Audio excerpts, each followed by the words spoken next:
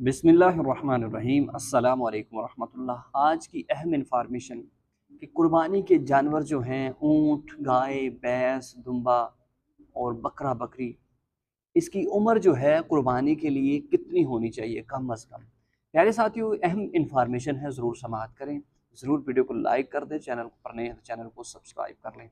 प्यारे साथियों, कुर्बानी अल्लाह रब्बुल इज़्ज़त की तरफ से एक बहुत बड़ा अहम काम है कि जो करते हैं बड़ा अजर सवाब पाते हैं। लेकिन ये भी मालूम होना चाहिए कि अगर ऊँट ख़रीद रहे हैं तो इसकी उम्र कितनी, अगर गाय भैंस या भैंसा ख़रीद रहे हैं तो इसकी उम्र कितनी, बकरा अगर खरीद रहे हैं तो इसकी उम्र कितनी है, अगर दुम्बा ख़रीदा है तो इसकी उम्र कितनी है। तो आइए समाअत करें अहम इन्फॉर्मेशन। अगर आप ऊँट ख़रीदते हैं तो ऊँट या ऊँटनी की उम्र कम अज़ कम 5 साल होनी चाहिए, 5 साल।